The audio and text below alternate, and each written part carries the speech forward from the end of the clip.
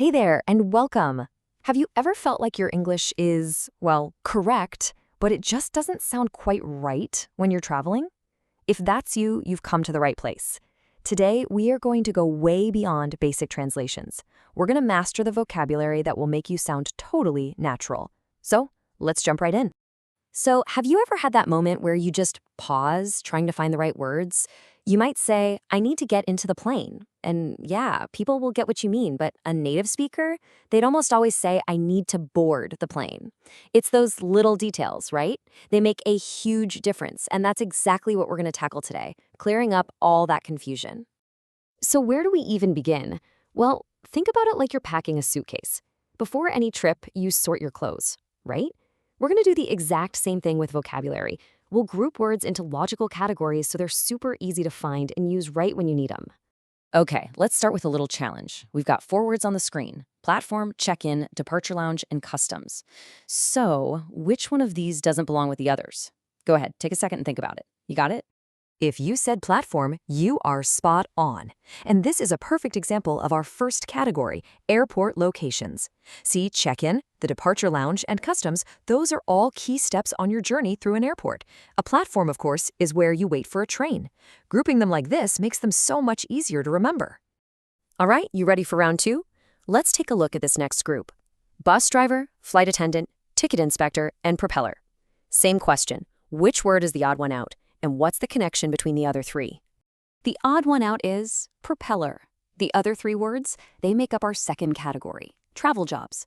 I mean, a bus driver, a flight attendant, a ticket inspector. These are all people you might run into on your trip. A propeller, though, that's just a part of a plane or a boat. You see the pattern here? It's all about people versus objects. Okay, last challenge for this part. We have barge, ferry, hovercraft, and scooter. Now this one might be a little trickier, but think about how these things actually move. Which one just doesn't fit with the rest? And the answer is the scooter. A barge, a ferry, and a hovercraft are all types of water transport. They all travel on water. A scooter, obviously, travels on land. By sorting words like this, you're not just memorizing a boring list. You're actually building a mental map of how all these ideas connect to each other. Now that we've got our words all sorted out, let's take it to the next level. We're going to talk about something called collocations. It's really just a fancy word for words that are like best friends. They just love to hang out together. And trust me, using the right word friends is the real secret to sounding fluent. Think of it like a traffic light. Some word combinations get a green light. They sound totally natural and correct. Others get a red light. Sure, people might understand you, but it just sounds awkward. Our goal here is to stick to those green light phrases every time. Let's look at a few examples. You don't mount a plane, you board it. A taxi doesn't lift you, it picks you up. And notice the little differences, like you get onto a motorbike, but you get into a car. You change trains, not move them. And an airline will cancel a flight, not take it away. The really crucial thing here is that these aren't grammar rules you can just memorize. They're patterns you have to learn. And this is where your English goes from good to great.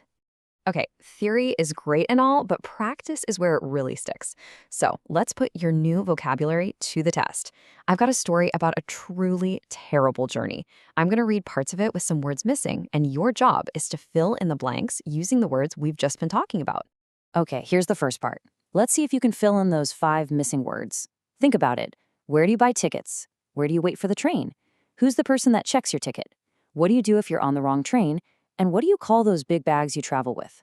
Feel free to pause and think about the best words for those blanks. All right, how'd you do? Let's check the answers for that train station disaster. Number 1 was ticket office.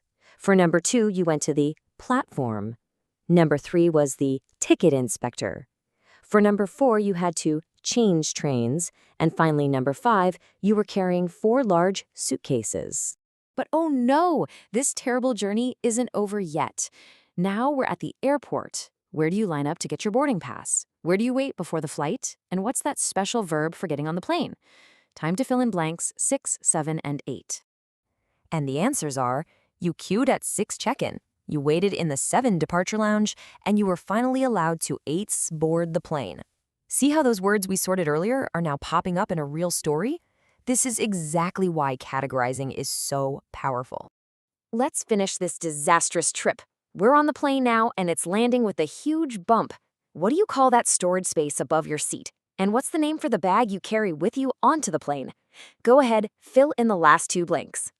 And the final pieces of the puzzle, the 9 overhead locker flew open, and your 10 hand luggage fell out. And there you have it, a complete story using specific, natural-sounding travel vocabulary. You did great. So, what did we actually do here today?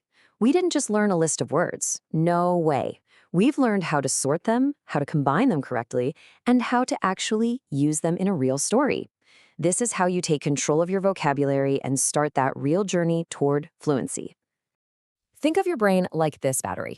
After today, your travel vocabulary isn't just full, it's fully charged and totally ready to go. You now have the power to describe your journeys with real confidence and precision. So let's make this real. My final question to you is this. What is one new phrase you learned today that you're going to commit to using on your next trip? Maybe it's board the plane or overhead locker. Thinking about it now makes it so much more likely you'll remember it when it really counts. Thanks for joining me and happy travels.